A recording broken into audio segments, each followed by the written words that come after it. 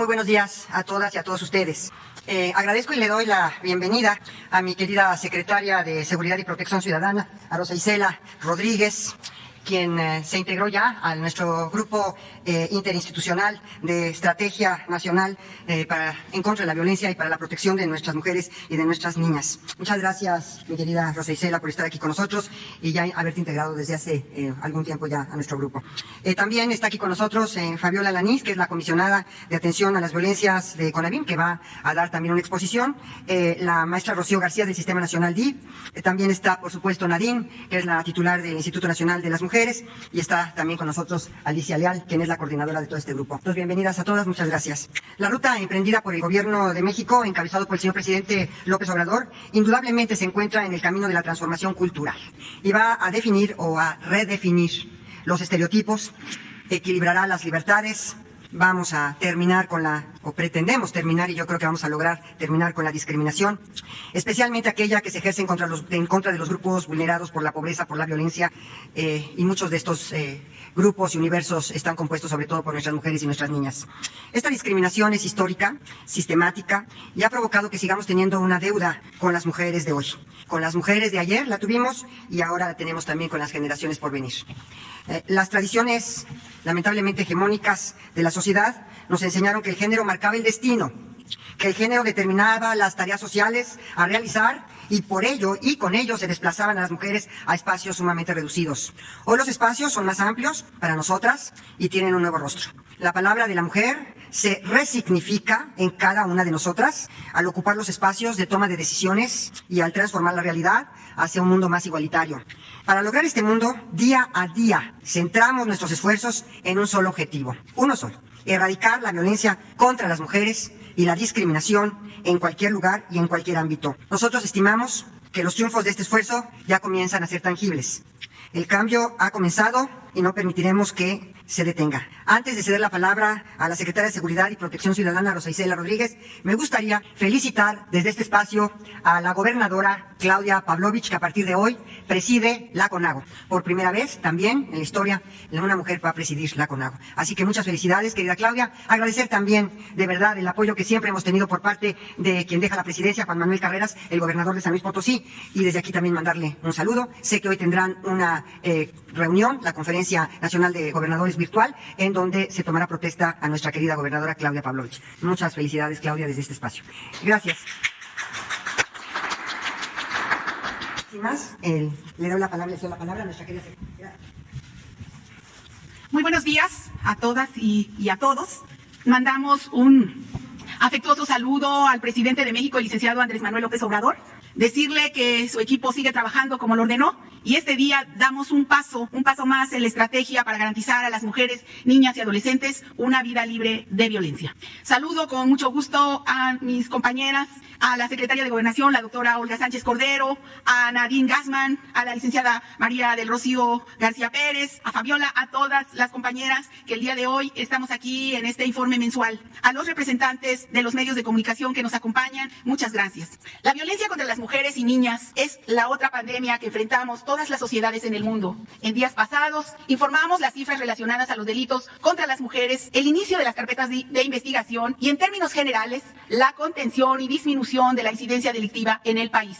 Asumimos el compromiso de llevar al más alto nivel de la agenda de Estado la seguridad de las mujeres y niñas para que vivan plenas, seguras, libres de violencia y con acceso a la justicia. Desde la Secretaría de Seguridad y Protección Ciudadana nos sumamos al trabajo coordinado por la Secretaría de Gobernación con todas las capacidades de la Guardia Nacional, del Secretariado Ejecutivo del Sistema Nacional de Seguridad Pública, del Centro de Información, del Centro de Inteligencia, de la Plataforma México, de las Policías Cibernéticas y Policía Científica, de la Unidad de Prevención de Violencia y el Delito, de la Coordinación Nacional Antisecuestro, del 911 y, por supuesto, de las coordinaciones estatales y regionales para la paz. Para lograr que las mujeres tengan una vida libre de violencia, tenemos contempladas en la Secretaría las siguientes acciones inmediatas. Garantizar el en las 32 mesas estatales y en las 266 coordinaciones regionales para la construcción de la paz, la presencia y la participación del Instituto de las Mujeres, de las Comisiones Nacionales de Atención a la Violencia, de búsqueda y de víctimas en su caso, y las instancias locales en la materia o de derechos humanos, las cuales abordarán el tema cada semana. A más tardar el 1 de marzo habremos concluido esta tarea.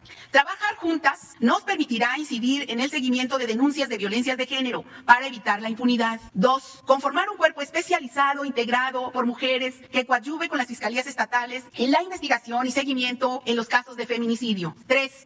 Instalar en la Secretaría de Seguridad y Protección Ciudadana un gabinete de mujeres por la construcción de paz y continuar con la capacitación a los policías y la realización de diagnósticos más precisos, priorizando los estados con mayor incidencia de delitos contra las mujeres y los municipios con alertas de género. 4. Se continuará con la implementación del Modelo Nacional de Policía y Justicia Cívica para fortalecer las capacidades de los primeros respondientes en materia de violencia de género. Fortaleceremos su profesionalización para la apropiación del conocimiento y vigilaremos la correcta aplicación de los protocolos de actuación. 5. Fomentaremos el uso de las tecnologías de la información para crear herramientas que fortalezcan la búsqueda de las mujeres y niñas desaparecidas en el territorio mexicano. Finalmente, señalar que tenemos muy claro que si el presidente de México decidió que una mujer encabece la construcción de la paz y coordine al Gabinete de Seguridad, es para sumarnos de manera decidida en la atención a la violencia contra las mujeres. Para atender hay que entender, para defender hay que actuar, tomar decisiones firmes, hacer lo que sea necesario para avanzar en la lucha colectiva de las mujeres. Construir la paz en México exige justicia para las mujeres. Hago un llamado a los gobernadores, a los presidentes municipales, a las presidentas, a las alcaldesas, a los órganos de prevención y procuración de justicia, a sumarse a este esfuerzo para restablecer la paz y la tranquilidad que merecen las niñas, mujeres de nuestro país. Queremos mujeres vivas, libres y autónomas, porque es nuestra responsabilidad garantizarlo y nuestro derecho.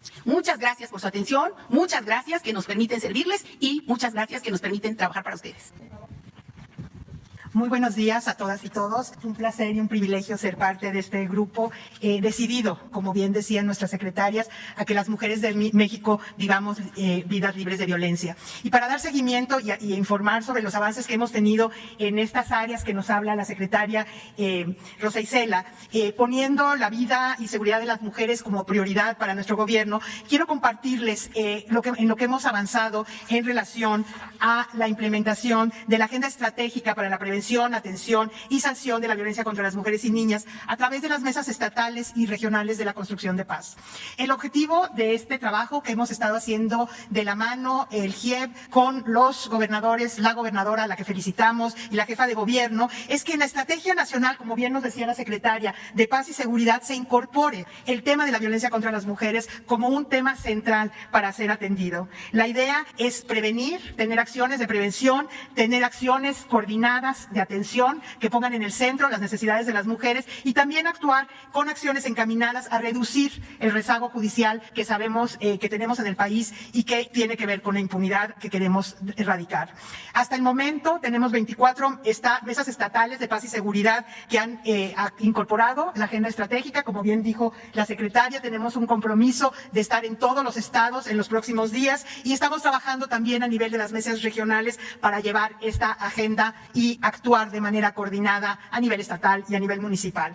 Una segunda área, la siguiente, por favor, que quisiera informarles, ya yo he hablado de esto en otros momentos, un trabajo que hemos hecho de la mano con el Secretariado Ejecutivo de Seguridad Nacional, es la estrategia de mujeres constructoras de paz, que involucra de una manera decidida a redes de mujeres a nivel local para reconstruir el tejido social, fomentar el diálogo comunitario y el diálogo de la comunidad con las autoridades municipales con el objetivo de prevenir la violencia contra las mujeres.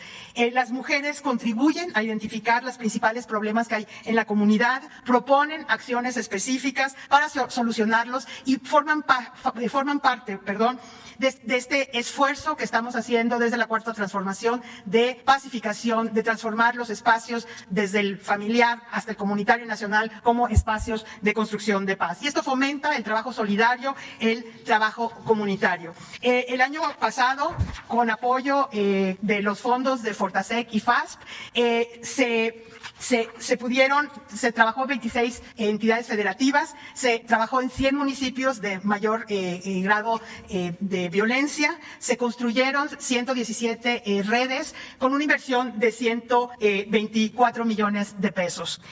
Lo que logramos, la siguiente por favor, es hacer un diagnóstico participativo, aún en la situación de pandemia y las limitaciones que tuvimos. Las más de 110 redes que se formaron trabajaron en sus comunidades, hicieron un diagnóstico, se capacitaron, trabajaron fortaleciendo las capacidades locales, hicieron un diálogo con los presidentes y las presidentas municipales, atendieron temas de prevención de violencia, se habló desde cuestiones de empoderamiento económico, masculinidades, etcétera, con una idea de la reconstrucción del tejido social. Esta es una propuesta que sigue y que se estará trabajando y profundizando en el 2021. La idea es que hemos hecho un llamado a través de la Secretaría Ejecutiva de Seguridad Nacional, la CONAVIM y nosotras, para que en el marco de la concertación que se está haciendo de los fondos FASP, donde se van a invertir recursos para el tema de seguridad nacional, el tema de la prevención de la violencia contra las mujeres sea una prioridad. Estamos seguras que va a ser muy bien recibido por los presidentes y presidentas municipales, así como por los gobernadoras y los responsables de la seguridad y de la impartición de justicia. Seguimos trabajando la construcción de la paz, el garantizarle a las mujeres de nuestro país, a las niñas, a las jóvenes, vidas libres de violencia, es una prioridad del Gobierno de México y estamos empeñadas en trabajar en ello. Muchísimas gracias. Gracias, David. Si quieres, Fabiola, por favor. Muy buenos días a todas y a todos. Saludo, con su permiso, señora secretaria de Seguridad, colegas, compañeras y compañeros. Bueno, yo antes que nada quiero enviar desde aquí un saludo afectuoso a nuestro señor presidente, al licenciado Andrés Manuel López Obrador, y decirle que ánimo, ha ganado muchas batallas y seguramente saldrá muy bien librado de esto. Esta mañana que me transportaba en el taxi, el taxista dijo: hay que cuidar mucho al presidente porque él nos cuida mucho a nosotros. Entonces, desde aquí le mando ese mensaje, señor presidente. Y bueno, agradecer la oportunidad y decir que efectivamente, como lo ha planteado la señora secretaria, en el marco, digamos, del trabajo que se realiza en el Grupo Interinstitucional para la Atención a la Violencia en este país, por primera vez encabezado por la Secretaría de Gobernación y con la participación de un número importante de secretarías, se está abordando todo este fenómeno de la violencia, porque, como sabemos, no depende de una sola institución ni de una sola acción de gobierno la combate, la atención, prevención, sanción y erradicación de las violencias que ocurren todos los días en contra de las mujeres. Y yo quisiera en la primera lámina mostrar, primero decir que como gobierno federal tenemos muy claro que en la etapa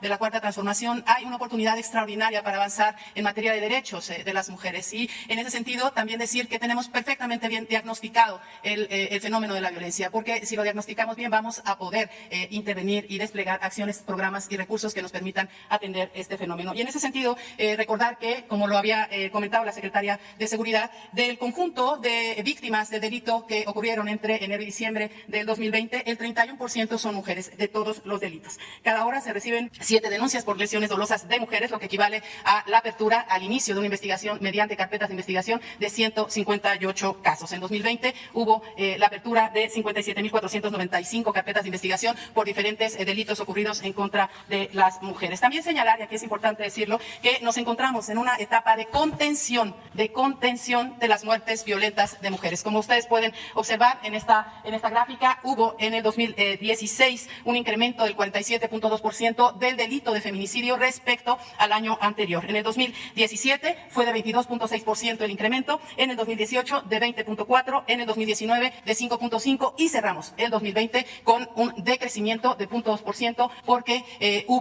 se registraron 887 muertes violentas menos respecto al año anterior. Aquí quiero señalar que cada caso, cada muerte violenta de una mujer nos emplaza, nos obliga a trabajar y a reforzar las acciones desde el gobierno del Estado, desde el gobierno federal. En esto, la Secretaría de Gobernación ha puesto mucho hincapié y nos ha instruido a no escatimar recursos y esfuerzos de coordinación para atender así fuera un solo caso. Pero también decir que con la estrategia desplegada a través de diferentes instituciones hemos podido contener el crecimiento de las muertes violentas y nos vamos a acercar, ese es nuestro trabajo y esa es nuestra aspiración, a erradicar paulatinamente las muertes violentas de mujeres. También señalar que en el territorio nacional no todas las entidades ciudades y todos los municipios tienen el mismo comportamiento. Hay una identificación territorial, en la siguiente lámina lo podemos ver, de los lugares, es el anterior, bueno, no está aquí, aquí está, sí, los lugares en donde ocurren primordialmente los feminicidios. En el 18% de los municipios de este país se concentra el 100% de los feminicidios. Esto nos lleva también a una identificación territorial en donde casi todo el año mantuvo la misma tendencia, colocándose en primer lugar el estado de Colima, el estado de Morelos, estuvieron de alguna manera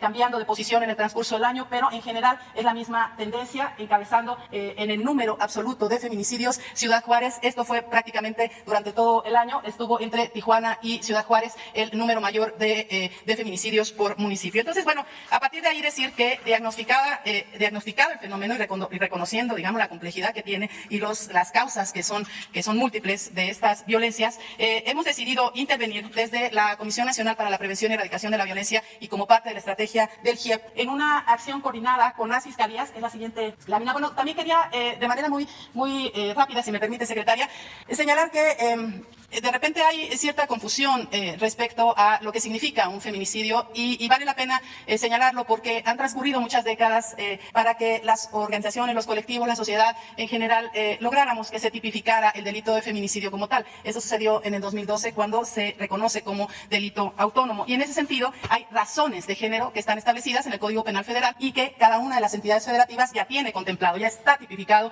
en todo el país el delito de feminicidio y bueno, estas son digamos las 7 razones que establece el Código Penal Federal, los signos de violencia, las lesiones que haya sufrido la víctima, los antecedentes de violencia, la relación sentimental entre el victimario, que casi siempre, sobre todo en el caso de los feminicidios íntimos, tiene que ver con relaciones de pareja, con relaciones sentimentales, con las personas más cercanas, amenazas, que haya sido incomunicado, expuesto el cuerpo, etcétera. Entonces, esto está, digamos, ya tipificado y nuestra labor como gobierno federal es insistir todos los días en que cuando se analice la muerte violenta de una mujer, se dé precisamente considerando estas razones de género. Esa es una, digamos, de nuestras tareas permanentes. Y bueno, yo quisiera finalizar diciendo que por instrucciones de la señora secretaria y del subsecretario Alejandro Encinas, nos hemos trazado para el 2021 una ruta que nos permita la prevención de los feminicidios. No queremos llegar a tiempo, queremos llegar antes de que ocurra un delito, queremos llegar para evitar este tipo de delitos que ocurren en contra de las mujeres y las niñas. Para eso trabajamos todos los días de la mano de las fiscalías generales, de las fiscalías especializadas. Aquí,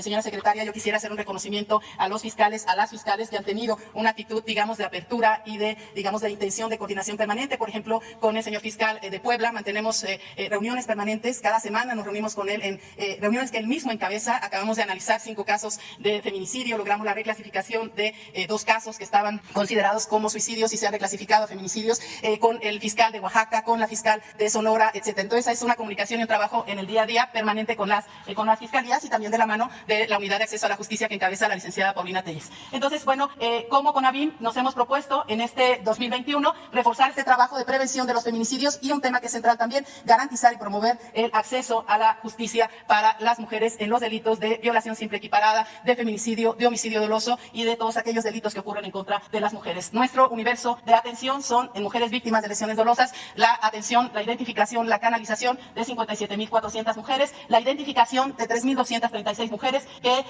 sabemos que han acudido a hacer una denuncia porque fueron víctimas de algún delito que atenta contra su seguridad y su integridad y en algunos casos estos delitos son, digamos, registrados como tentativa de feminicidio. Entonces, si nosotros logramos identificar, acompañar, canalizar, atender a esas mujeres, vamos a lograr disminuir el número de feminicidios en este país. Entonces, esta acción la estamos realizando de manera coordinada con las fiscalías en el país y vamos a tener una inversión en colaboración con las entidades federativas de 200 millones de pesos para reforzar la capacidad de respuesta de las fiscalías y de las áreas que atienden a las mujeres víctimas de violencia. También estamos en este mismo sentido, decirles que reforzando el trabajo en los centros de justicia para las mujeres, esta es la red de servicios más grande que existe en el país. Si una mujer que nos está escuchando en Culiacán, por ejemplo, tiene la necesidad de recibir asesoría jurídica, acompañamiento, porque ha vivido algún episodio de violencia o porque está siendo acosada, etcétera, puede acudir al Centro de Justicia para las Mujeres. Ahí todos los servicios son gratuitos, ahí se le atiende de manera inmediata y hay una red de 52 centros de justicia justicia a nivel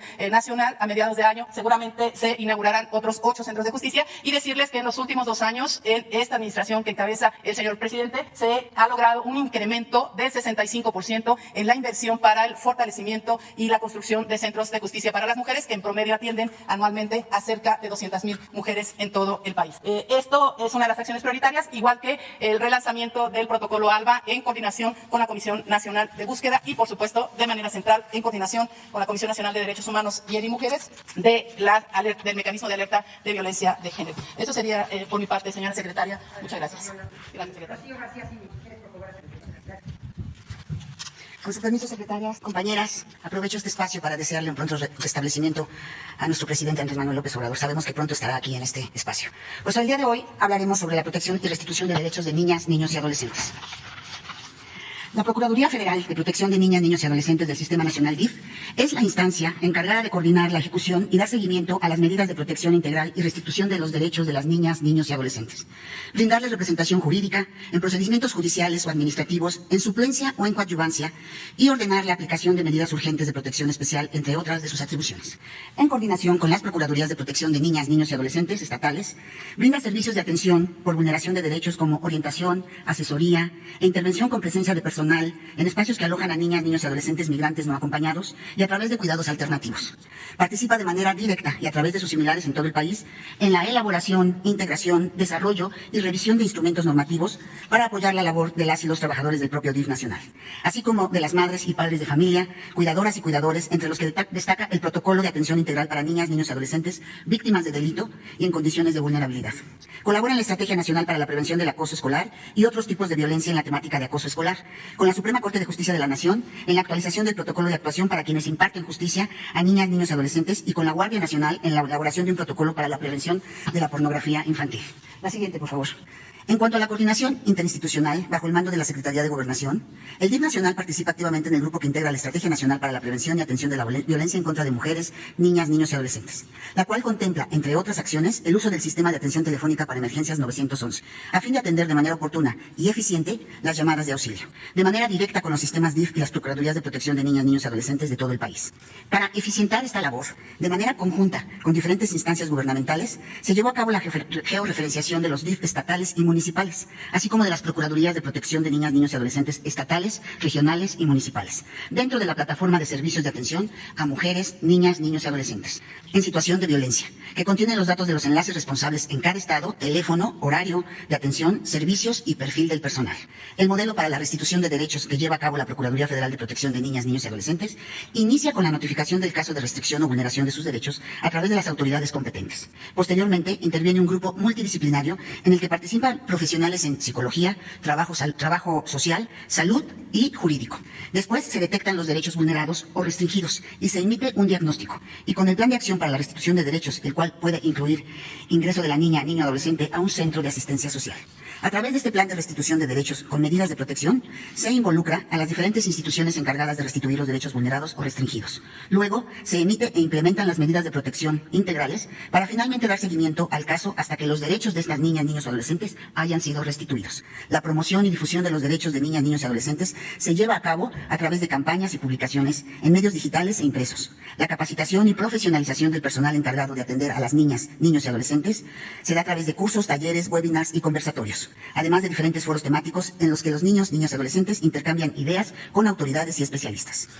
Señoras y señores presentes, a lo largo de la historia, el concepto de niñez y de adolescencia ha evolucionado. La Convención sobre los Derechos del Niño fundó un nuevo paradigma para la protección de los derechos de niñas, niñas y adolescentes, al transitar de un enfoque tutelar a un enfoque de derechos. Por ello, es necesario garantizar su protección inmediata ante cualquier forma de violencia a través del trabajo coordinado entre los 3 órdenes de gobierno y bajo el principio del interés superior de la niñez, contemplado en la Convención sobre los Derechos de los Niños. Muchísimas gracias. Gracias, Rocío.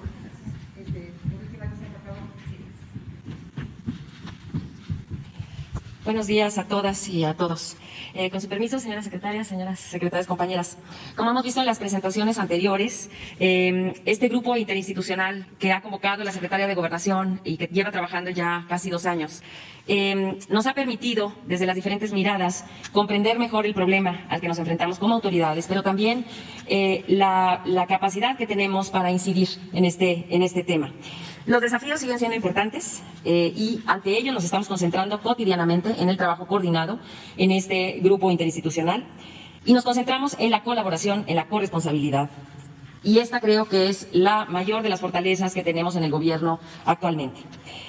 Si bien la cultura la construimos todas y todos, es cierto que el Estado mexicano tiene la responsabilidad de atender y garantizar los derechos, como ya bien lo han mencionado mis compañeras.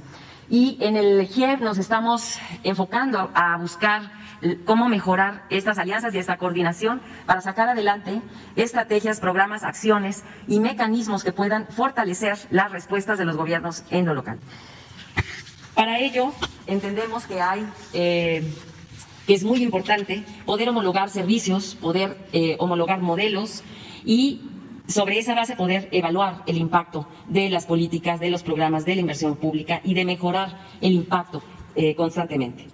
Porque, como bien mencionaba la comisionada Fabiola Lanís, queremos llegar antes de que sucedan. Y para ello necesitamos tener instancias, la siguiente, por favor. Para ello necesitamos tener instancias que nos permitan detectar oportuna y activamente los casos de violencia familiar, de violencia contra las mujeres, las niñas, los niños. Y por ello hemos diseñado este modelo de erradicación que seguimos trabajando y en colaboración con todas las integrantes del Sistema Nacional de Prevención, Atención, Sanción y Erradicación de las Violencias contra las Mujeres y todas las integrantes de los sistemas estatales.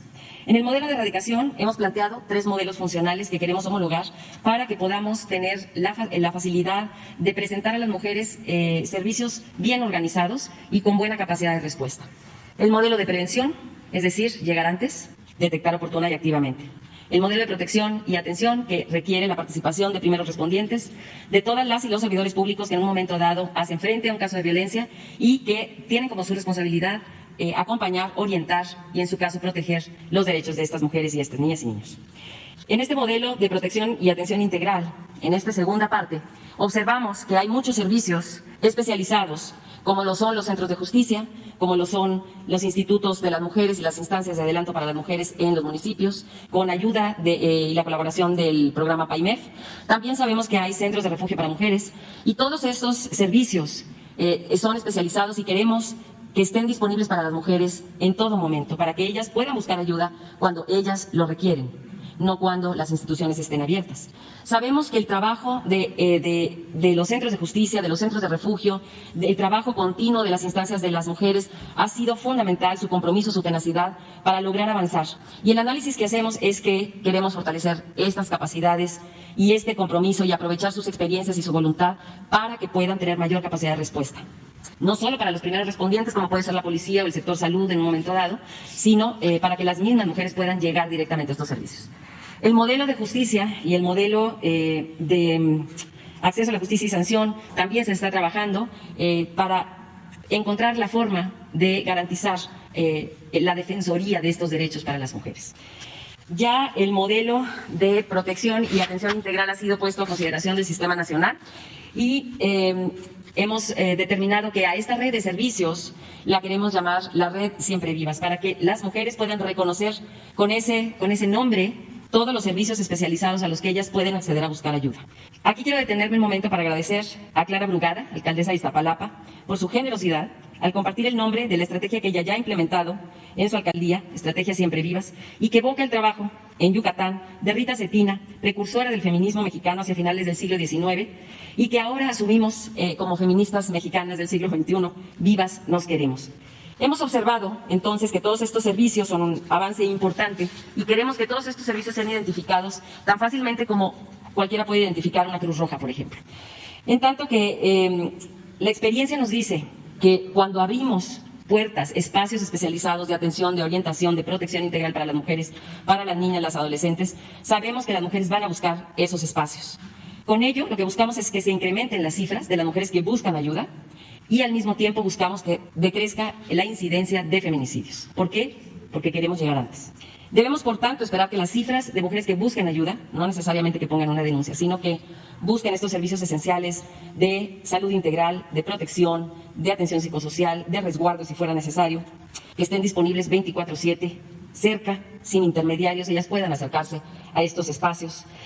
Y, por lo tanto, Sí queremos con esto decir que estamos totalmente comprometidas en el diseño. Estaremos presentando próximamente ya una guía de implementación para los municipios de este tipo de servicios en donde queremos homologar y aprovechar, fortalecer los servicios que los sistemas estatales de prevención, protección, atención y sanción tienen en los estados y que se conformen estas redes capaces realmente de dar un blindaje a todas las mujeres, niñas y adolescentes que estén buscando ayuda, orientación y protección. Es cuanto, secretario. Muchas gracias.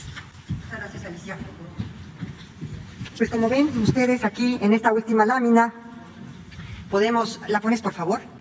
Queremos que, así como dijo Alicia Leal ahorita, que tengamos un símbolo, una frase como la Cruz Roja. Claro, la Cruz Roja tiene muchísimos años y todo, pero queremos que las mujeres identifiquen, siempre vivas, que le agradecemos a Clara Brugada que hablamos con ella para que también pudiéramos utilizar esta red que ella tiene en su alcaldía, y le agregamos siempre libres, siempre iguales. Esta será, digamos, la distinción para que las mujeres inmediatamente en morado, para que inmediatamente las mujeres acudan a estos servicios esenciales.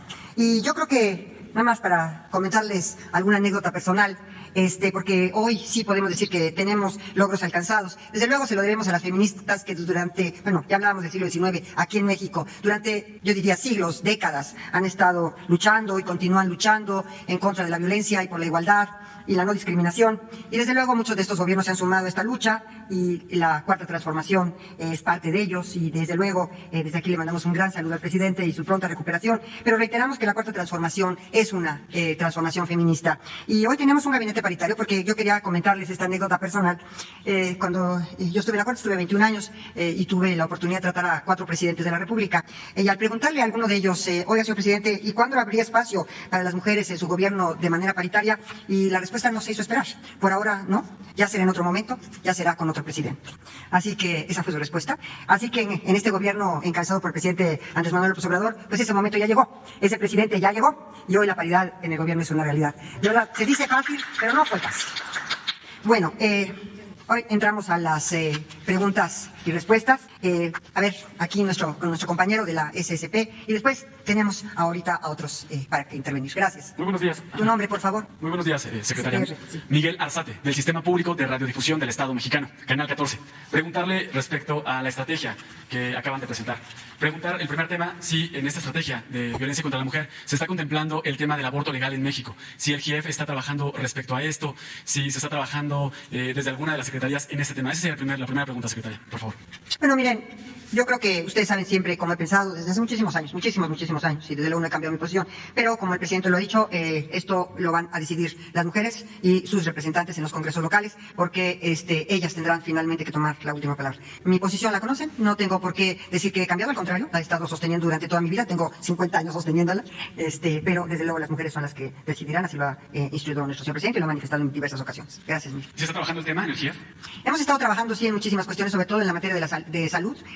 Por ejemplo, te puedo decir que la Secretaría de Salud, y tenemos una gran aliada ahí, que es Carlita, tiene un apellido que me cuesta mucho trabajo, pero le mando un saludo desde aquí. Verde Chelvis. Bueno, ella es una mujer muy comprometida, sobre todo en el tema de la prevención de embarazos, que también estamos trabajando con la CONAPO, porque lo más importante, mi querido Miguel, es trabajar en la prevención de los embarazos, en atender a las mujeres y a las niñas, sobre todo a las adolescentes, con métodos anticonceptivos, con pastillas del día siguiente, con las relaciones con los condones, en fin, proporcionar estos instrumentos de prevención, porque más vale prevenir, en cierta forma, es lo más importante.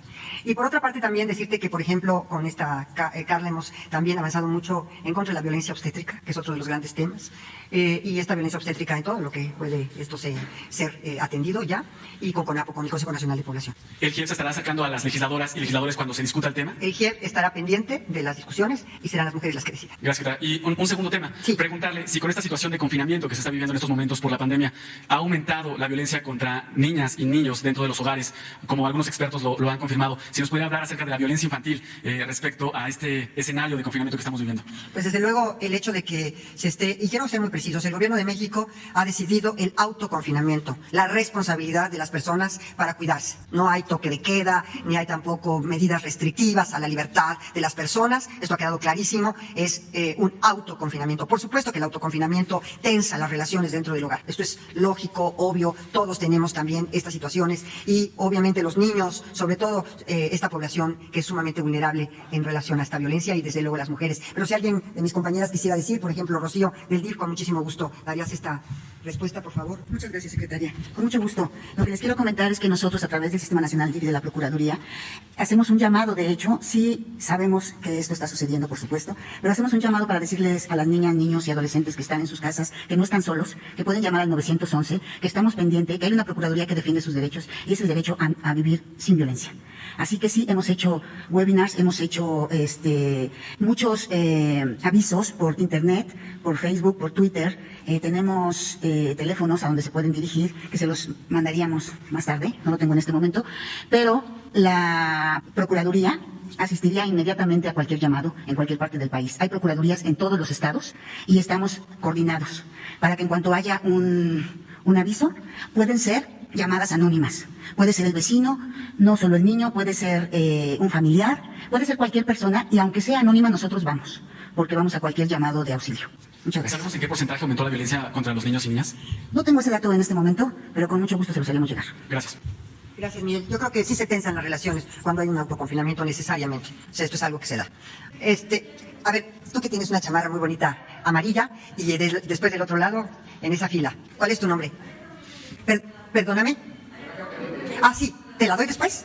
Ya que ahorita se la di a nuestra... De pie de página. Gracias por la chamarra, me la puse para que me vieran. Está muy bonita la chamarra. Sobre la estrategia, muchas activistas, muchas feministas han pugnado por la creación de una fiscalía especializada en la atención. Ya existe una fiscalía, ¿no? La FIDEMS, la Fiscalía Especializada en la Atención a las Mujeres y la Trata de Personas. Entonces, ¿qué ha pasado esto? ¿Cómo se suma? Y una segunda pregunta, nos habían dicho que en esta semana nos iban a informar sobre el tema migratorio. Entonces, saber si, cuándo va a pasar esto, ¿no? Y saber si más o menos se calcula que hay 68,000 migrantes atrapados en la frontera por el programa Quédate en México.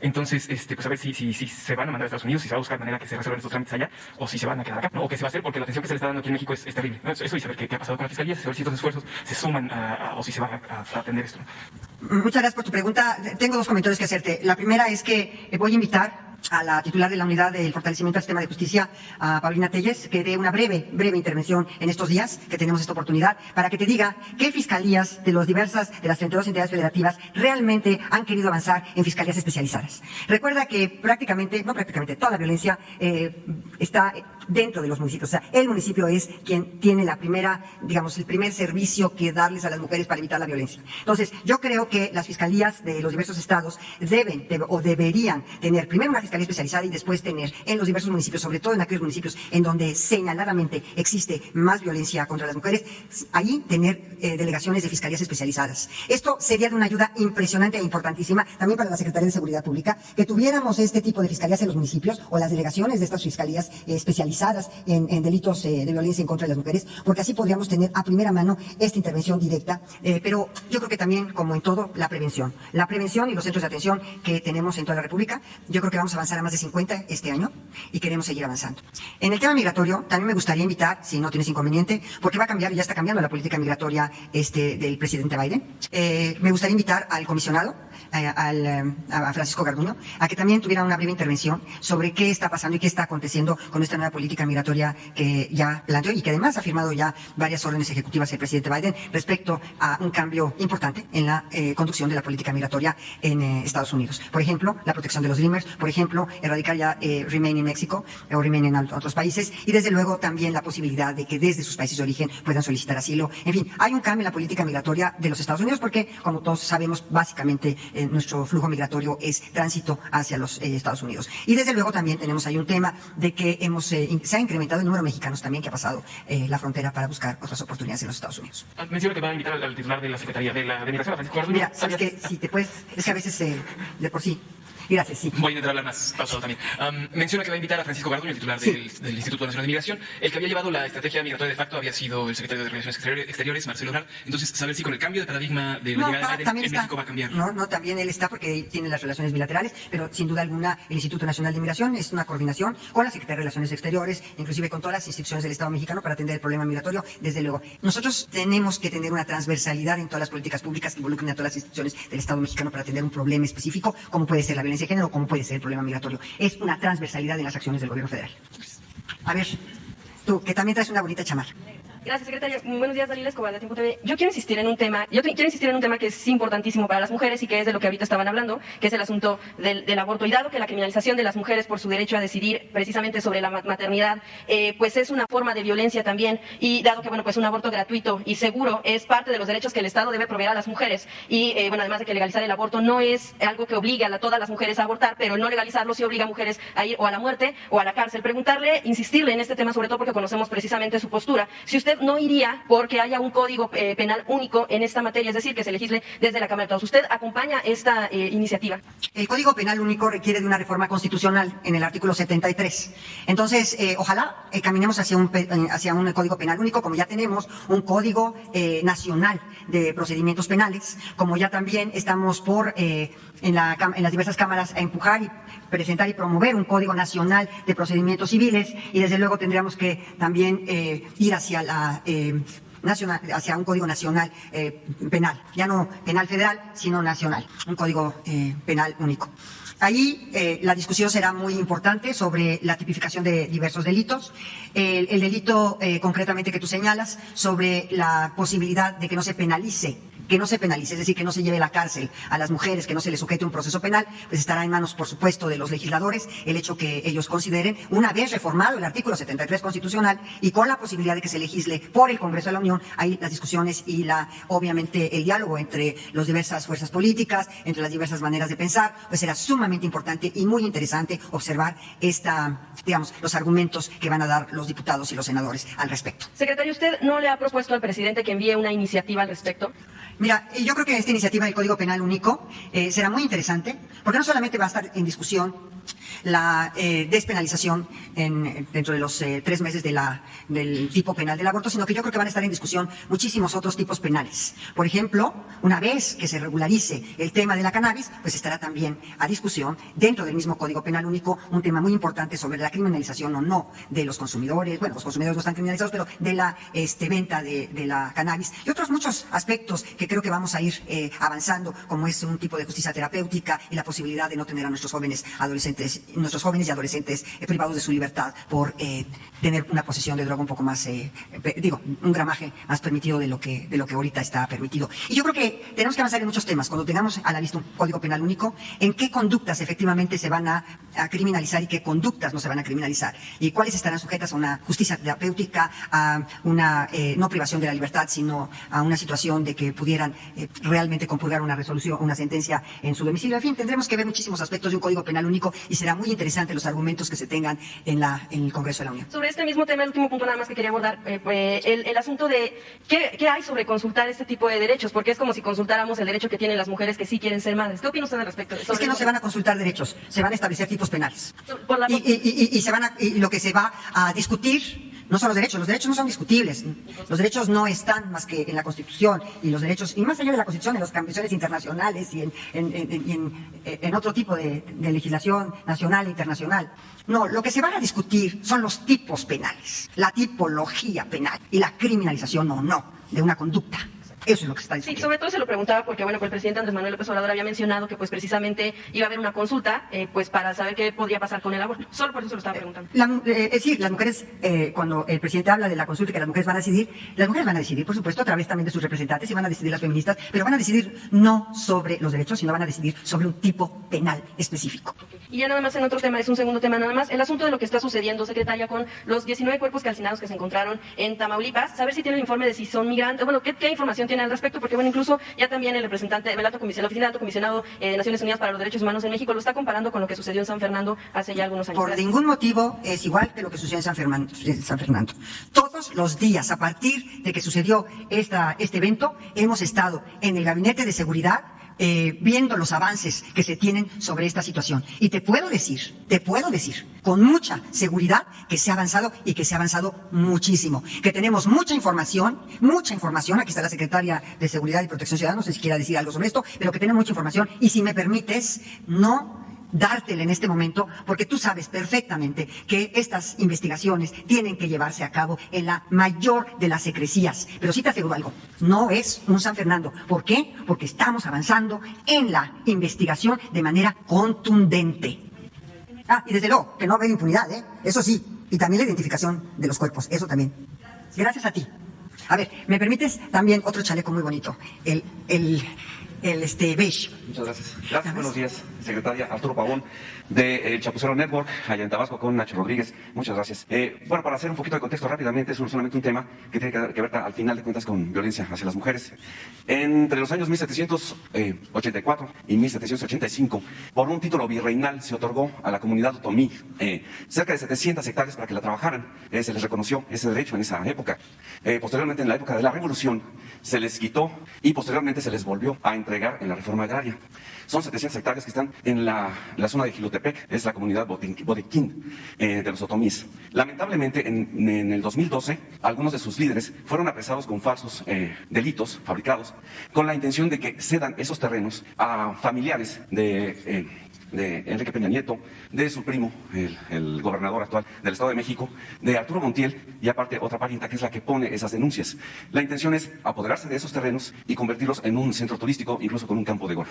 Aquí lamentablemente no solamente fueron a esos 4 líderes inicialmente, uno murió por los tormentos que le dieron en la cárcel y su poca atención que le dieron, ya falleció, quedan 3 desde esa época, y actualmente ya fueron detenidos más personas de la comunidad, incluso mujeres que ni siquiera estaban en una denuncia, no estaban sus nombres, pero fueron apresados. Han cumplido un año más, no se les ha sentenciado, ya los testimonios que se habían presentado por los testigos, ya dijeron que ellos pues simplemente leyeron unas tarjetas que les pasaron para dar ese testimonio. Entonces, eso es lo que quieres ponerle. ¿Qué se puede hacer al respecto? Gracias. Mira, esto será del conocimiento inmediato de la Unidad de Fortalecimiento del Sistema de Justicia para que la licenciada Paulina Telles se encargue de revisar este caso. Me parece un caso muy interesante, como también hemos resuelto la excarcelación de algunos otros temas muy similares. Si tú recordarás, también en el Estado de México tuvimos, el señor subsecretario Encinas dio cuenta también es más, aquí estuvieron las personas que fueron excarceladas, obtuvieron su libertad, de verdad, por los mismos exactamente, o caso muy similar al que estás tú planteando. Por los mismos hechos también quisieron ahí armarles todo un tipo de pruebas y de evidencias sembradas para poderlos inculpar y procesar de delitos que ellos no habían cometido, y que al final nosotros ayudamos muchísimo para que lograran su libertad. Y en este caso, si me das todos los datos, con mucho gusto lo veremos puntualmente. Quiero que, a ver, alguien de Reforma y del Universal también, para que podamos también tener aquí a los diarios más importantes.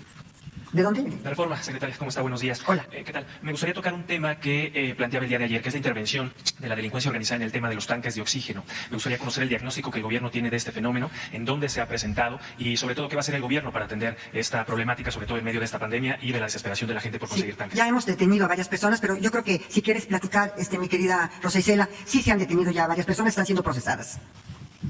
Sí, solamente decirle que ha habido varios casos de asaltos y que por lo menos en el 60% de los casos ha habido la detención y la consiguiente judicialización, y actualmente se encuentran tras las rejas.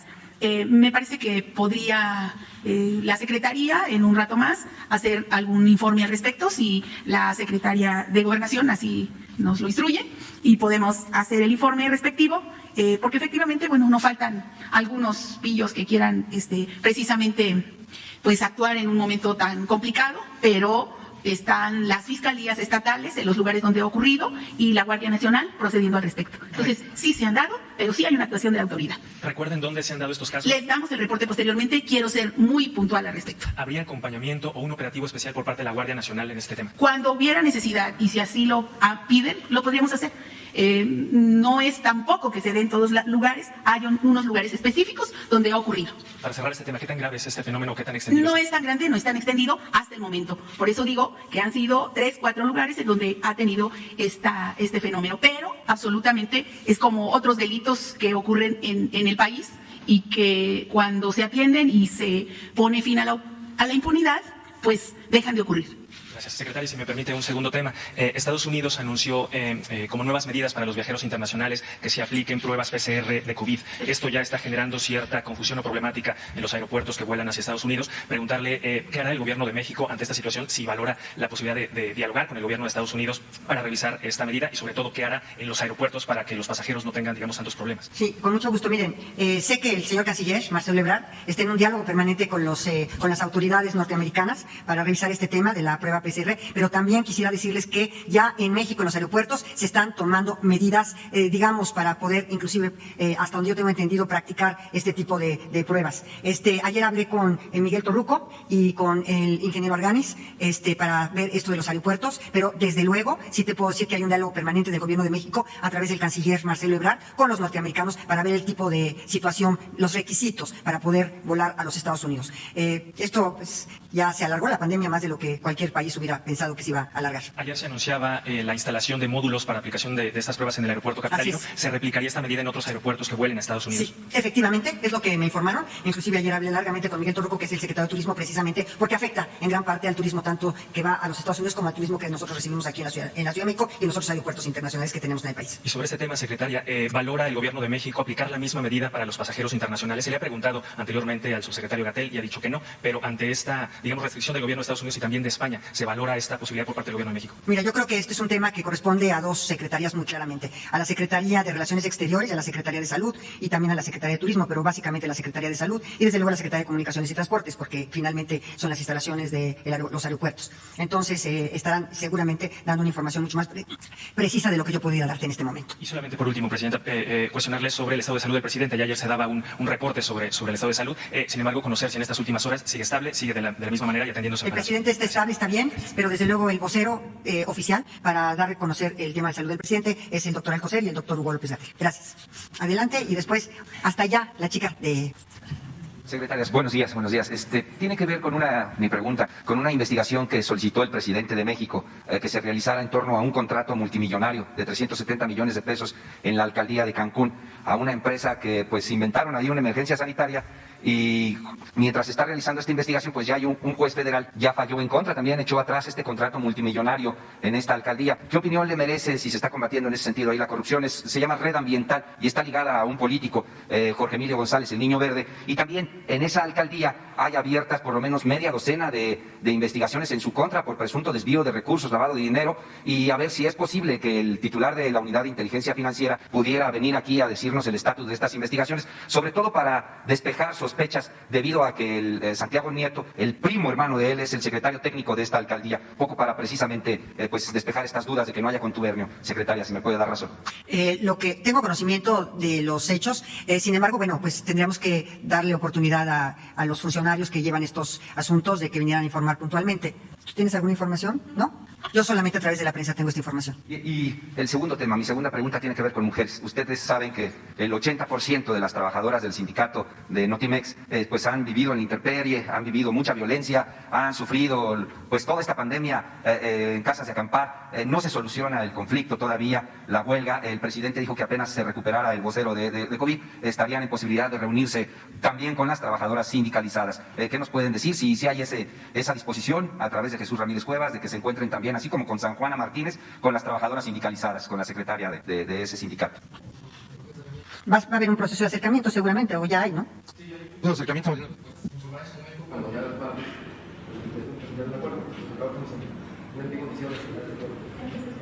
Está en proceso el acuerdo y sí te puedo decir que cuando hay un problema, cuando hay un conflicto, y yo como juzgadora de 25 años te lo puedo decir, siempre hay que escuchar a las dos partes, hay que atender a las dos partes y hay que resolver el conflicto a través de una construcción de acuerdos. Entonces vamos a caminar sobre esto y desde luego escuchando, sin duda, siempre a las dos partes, porque siempre las dos partes tienen algo que decir y algo que proponer y algo que aportar y algo de qué quejarse y agraviarse. Ya le toca el turno entonces a las sindicalizadas. Lo que te puedo decir es que podemos ir caminando.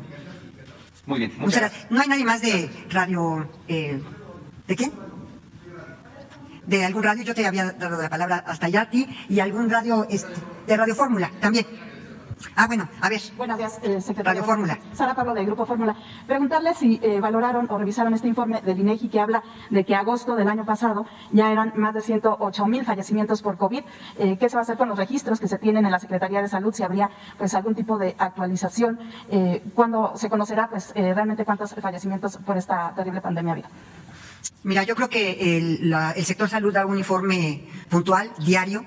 El día de ayer estuvieron prácticamente casi toda la mañanera dando la información sobre el número de contagios, el número de fallecimientos, cómo están las estadísticas, las curvas de de cada uno de los estados de la República, qué estados tienen oferta hospitalaria, qué estados tienen ya poca oferta hospitalaria, qué estados están teniendo mayor número de contagios. En fin, yo creo que la información que tú estás pidiendo es una información en tiempo real que se da todos los días en la noche y que se tiene al alcance de cualquiera en la información sobre la pandemia. El señor presidente ha dado una instrucción muy clara, que se transparente y que se conozca la situación de la pandemia en todo el territorio, en cada una de las entidades federativas. Y también decirte, estamos en comunicación permanente con los gobernadores en relación precisamente a sus entidades en el tema de la salud de los habitantes y de la pandemia. Eso sí te lo puedo decir. Me refería a este informe del INEGI. Mira, si te puedes quitar un poquito esto porque a veces no te escucho bien. Claro, me refería a este informe del INEGI que se presentó justamente sobre los fallecimientos de COVID, si lo han ya revisado o todavía no. Desde luego que se revisa, si quieres decirle, Rosa Isela. Mira, en principio, a reserva de darle la palabra a Rosa Isela, te puedo decir que el INEGI es obviamente es sumamente confiable y tiene mucho más herramientas que nosotros para dar a conocer datos muy reales y muy confiables. Pero a ver, adelante. Gracias.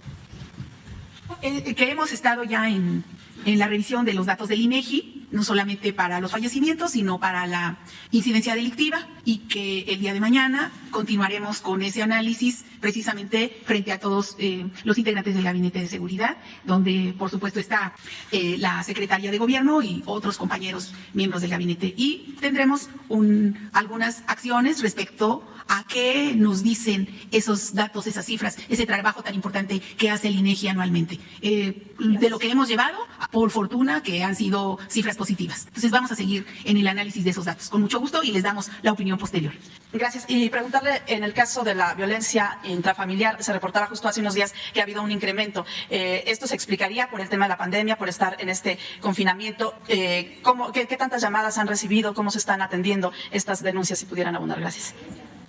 ¿Están atendiendo en el 911 las llamadas? ¿Cómo acuden al centro? Sí, es muy importante esta pregunta y nos da oportunidad de decir que desde el inicio de la pandemia la señora secretaria instruyó que se reforzara el trabajo con el 911 del Centro Nacional de Información, que como ustedes saben está adscrito al Secretariado Ejecutivo del Sistema Nacional de Seguridad. Tuvimos un número importante de reuniones con las y los titulares de los C4 y C5 en el país y diseñamos esta estrategia que permitiera que las mujeres y las adolescentes que viven violencia pudieran hablar al 911, pero no solamente hablar al 911, sino también garantizar esta red de servicios esenciales para que a través del 911 pudieran canalizar a estas mujeres, sea a un refugio especializado, a una casa de tránsito, a una atención específica a través de los centros de justicia. Entonces, nosotras hemos sido enfáticas en señalar la importancia de romper el silencio y de que las mujeres se atrevan a denunciar. Eso ha favorecido, digamos, el incremento, digamos, del número también de llamadas, ¿no? Por violencia intrafamiliar, que bueno, está considerada así, pero esta violencia recae sobre todo en las mujeres. ¿Qué tanto ha incrementado las llamadas? ¿En qué porcentaje? Las llamadas se incrementaron en alrededor del 5.4% promedio desde que inició el confinamiento y bueno, nosotros aspiramos a que cada vez más las mujeres se atrevan a pedir apoyo, ¿no? A que sepan además sus derechos, que conozcan los servicios de los que dispone el Estado mexicano y las entidades federativas para que puedan acudir con esa confianza y también en ese sentido señalar la importancia que tiene, como se decía hace un momento, reforzar en las entidades federativas el trabajo de las fiscalías especializadas en la atención a la violencia sexual y a los feminicidios. Casi en todo el país hay 2 fiscalías básicamente dedicadas a la atención de estos delitos y nosotras hemos podido constatar que en aquellas entidades en donde las fiscalías especializadas funcionan bien, tienen, digamos, personal suficiente y tienen protocolos que están implementando de manera adecuada, entonces baja la impunidad y es mayor el número de casos que logran judicializarse y sentenciarse. En promedio, en el delito de feminicidio, en promedio nacional, hay, digamos, una impunidad del 50%, pero también hay entidades en donde la impunidad alcanza el 93%. Entonces, bueno, es como de conjunto ver este fenómeno de la atención a la violencia contra las mujeres. Secretaria. Gracias, secretaria. Y solamente plantear el tema, decía usted que el vocero para el tema de la salud del presidente sería el secretario Alcocer y el subsecretario. Dada la importancia del asunto, no sé si podrían valorar, pues darnos por la mañana al menos algún tipo de parte, una información muy general para evitar vacíos, para evitar especulaciones, que al menos en las 2 conferencias que tiene el gobierno, que es esta y la de la vespertina, se pudiera pues dar una información general en los próximos días. A ver, gracias. Bueno, yo ayer que me comuniqué con él precisamente para ver la estrategia de violencia contra las mujeres, que él sabía que iba a ser el día de hoy, y mañana el tema de bienestar, y el viernes el tema de las fosas, la comisión de búsqueda de las fosas clandestinas y de la investigación de de todo el mecanismo extraordinario forense, está muy bien. O sea, la verdad es que está bien, muy bien, está muy fuerte, está muy optimista, pero yo preferiría de verdad, yo les digo, su salud es buena, obviamente con el tema del COVID, su fortaleza, pero yo preferiría realmente que no me toque a mí, sino en la tarde, a los especialistas en su momento y en su caso, dar alguna información sobre el estado de salud del presidente, pero yo les puedo adelantar que está bien. A ver, ya, 2 más, ¿sí? Por favor, porque si no, ya no nos vamos. ¿Mande? A ver, la de hasta allá, por favor, y luego uno de aquí. 2 más nada más, ¿verdad? Porque si no nos vamos a tardar muchísimo. A ver, Secretaria, buenos días, Michelle Mejía de Multimedia. Solamente preguntarle en este tema relacionado con la salud del presidente, nada más saber si ya se hizo toda la logística, si ya se recabaron a todas las personas que estuvieron cerca del mandatario para saber si se van a realizar las pruebas. En el caso de usted, ya nos comentó que se hizo la prueba el domingo, pero ¿se volvería a realizar esta prueba dado todos los protocolos de sanidad? Y en el caso de la secretaria de Seguridad que ella estuvo el domingo con el mandatario, ¿cuál es el protocolo que ella va a seguir? Y en el caso también de la... Hoy me voy a hacer la prueba en la tarde, voy a hacerme la prueba de los 4 o 5 días posteriores, pero créeme que en todas las pruebas que yo me he practicado durante la pandemia, todas he sido afortunadamente negativa, todas, y yo esperaría que esta tarde también fuera negativa mi prueba, y desde luego la daría a conocer de inmediato mi estado de salud, por supuesto. Dicen que hasta daría a conocer mi edad, y que no lo oculto, además. Gracias. Y nada más a ver si el protocolo de la secretaria de Seguridad. Muchas gracias. Desde el día domingo nos hicimos 2 pruebas, el equipo que nos acompaña. La primera relacionada con la PCR, que es el procedimiento más común. También hicimos la prueba de anticuerpos para saber cómo estábamos y estamos bien. De todas maneras, el protocolo nos indica que tenemos que hacernos una prueba hoy o mañana, y voy a hacerme la prueba hoy en conjunto con el equipo. Estamos en constante monitoreo y siguiendo las normas, las reglas que nos dicta la Secretaría de Salud. Insistir, ¿en qué casos lo marca el protocolo? Porque en algunos casos algunos funcionarios sí tuvieron que guardarse en casa y otros pues sí están continuando con sus actividades. Lo que pienso es también la cercanía, digamos, también de la prueba PCR y también de la opinión médica, ¿no? O sea, ¿qué te dice voy saliendo de un proceso de COVID, tengo una instrucción, no tengo un proceso de COVID, pues es diferente. Entonces, pues de eso depende. Pero estamos bien, ¿qué te dice la prueba? Hasta el día de hoy estamos bien. En la tarde, quién sabe, ¿no? Muchas gracias. Mira, respecto de mí, porque ha habido tantas especulaciones que más vale aclarar de una forma ya inmediata todo. Cuando yo recibí la llamada del señor presidente el domingo en la tarde, inmediatamente yo estaba todavía en Monterrey, tomé el vuelo para regresar a la Ciudad de México. En ese momento estaba yo prácticamente por tomar el vuelo y le llamé a mi hija y le dije que si podía estar el doctor que siempre nos ha estado atendiendo en las pruebas de COVID en la casa cuando llegara yo del aeropuerto. Ahí me la tomé alrededor de las 8:30 de la noche del domingo. Obviamente no está abierto el laboratorio a las 8:30 de la noche el domingo. Se procesó al día siguiente la prueba, precisamente porque pues era domingo y en la noche. Se procesó al día siguiente, me hice 2 pruebas, una rápida, negativa, y la otra PCR, negativa también. Hoy me practicaré la otra prueba. Estuve a una distancia muy razonable del presidente. El viernes que estuve ahí, básicamente estaba el presidente, la secretaria de Seguridad y Protección Ciudadana, y después estaba yo, y no volví a tener contacto con el presidente yo no volví a tomar contacto con el presidente, inclusive ni el sábado ni el domingo. Entonces sí fue una distancia muy razonable con la que yo estuve de distancia del presidente, y me hice las pruebas, y hoy me haré la siguiente. Entonces dijeron que por qué tenía la fecha del 25 y no del 24, pero porque fue domingo a las prácticamente 9 de la noche. Y preguntarle si en las reuniones que han tenido ustedes a las 6 de la mañana también se han abordado el tema del comportamiento del coronavirus, principalmente aquí en la zona metropolitana del Valle de México. ¿Cuál ha sido el comportamiento que ustedes han notado en estos últimos días? Mira, pues todo esto nos lo reporta el sector salud todos los días en el Gabinete de Seguridad, todos los días, a partir de que inició esta pandemia hace ya casi 11 meses. Y es lo mismo que se dice en la tarde. O sea, lo que nos informan en la mañana, en la reunión de seguridad a las 6 de la mañana, es exactamente lo que se dice en la tarde en la transparencia y en la rendición de cuentas de cómo está la situación de pandemia en nuestro país. ¿Les han informado si sigue en ascenso, si hay una disminución? Yo creo que está absolutamente contenido en este momento y en un ligero descenso, hasta donde tenemos conocimiento. Muchas gracias. Y ya para terminar, a ver, otro medio de comunicación, Jesús, el que está allá atrás. Gracias, secretaria. Buenos días. Juan Becerra Costa, de Capital 21. Pues el tema que traigo hoy es algo que se habló en este mismo lugar hace unos días, que tiene que ver con los contratos millonarios que se dieron a empresas privadas que operan centros de readaptación social en el país. Y sobre este tema en Capital 21 tenemos a la mano datos que muestran pues una parte muy negativa de ello en un centro penitenciario, en un penal. Se trata del Ceferezo número 17 de Michoacán, operado por una empresa llamada Prodemex, en el que se les negó el agua a los internos, a los reclusos, el agua potable, causando con ello datos documentados de problemas de salud. Entonces, el Instituto Federal de Defensoría Pública tomó este caso a solicitud a queja de uno de los internos y promovió amparos a nombre de este interno y de la población en general del centro penitenciario, y a través de estos amparos se logró que en noviembre pasado una jueza de ejecución ordenara la restitución de manera inmediata del suministro de agua en el penal. A la fecha no está claro si están recibiendo o no los internos el líquido vital, un derecho fundamental, universal. Por una parte se dice las autoridades del penal que sí se les está dando, pero el Instituto Federal de Defensoría Pública dice que no es así.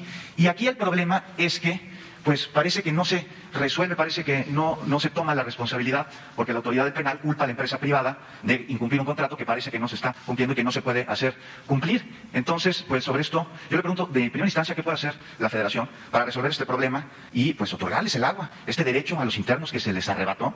Y ya que se están realizando los contratos, secretaria, pues conocer si existe un mecanismo de sanción a estas empresas que operan centros penitenciarios e incumplen el contrato, y quién sería la autoridad en última instancia de verificar que en efecto se cumplan estos contratos, y pues cómo garantizar que quien representa a la autoridad en los penales haga este trabajo. Sí, muchas gracias. En primer lugar, decirle que sí se revisó por parte de las autoridades de la propia Secretaría que encabezó este caso, esta denuncia que se hizo pública por parte de la Defensoría, y se encontraron algunas anomalías, efectivamente, como decía la denuncia, pero se solucionó. O sea, quedó solucionado el tema. Nosotros pedimos la intervención de la Comisión Nacional de Derechos Humanos, precisamente para que no hubiera ninguna duda. Imagínense que no se hubiera solucionado, tuviéramos algo peor.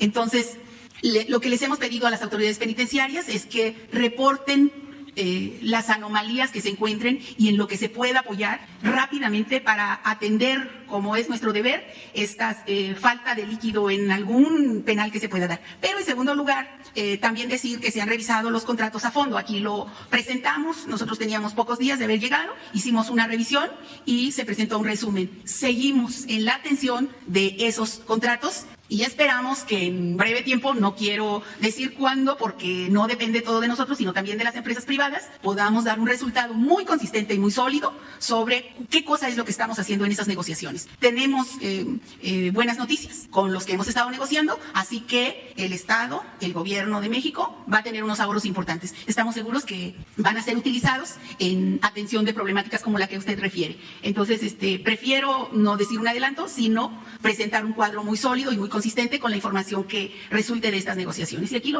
vamos a decir, y como fue la instrucción del presidente de la República, pues no queremos contratos onerosos para la hacienda pública y tampoco que sean gravosos para la propia secretaria. Finalmente, secretaria, justamente sobre esto que acaba de decir, ¿existe la posibilidad de mecanismos para sancionar a estas empresas en caso de que incumplan y tal vez rescindir estos contratos tan onerosos para el pueblo? Sí hay, obviamente, posibilidad de hacer unos, rescindir el contrato, pero también de hacer sanciones penales y sobre todo de tipo económico. Entonces, estamos poniendo atención en varios de ellos. Esperamos que no haya necesidad, que sea el diálogo y que sea la negociación el que nos ayude a tener un buen final, un buen resultado. Por supuesto que sí. Yo creo que hasta aquí lo dejamos. Muchas gracias por su atención. Ya se prolongó más de lo que hubiéramos querido la conferencia, pero creo que fue importante dar cuenta de lo que se ha hecho en este grupo interinstitucional en contra de la violencia. Muchas gracias a todos.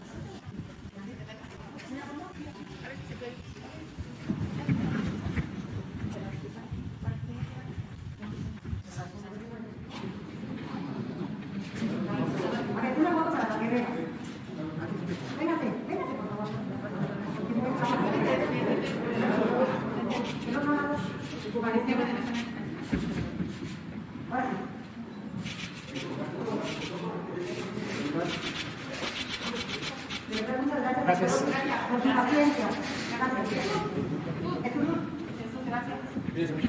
Gracias.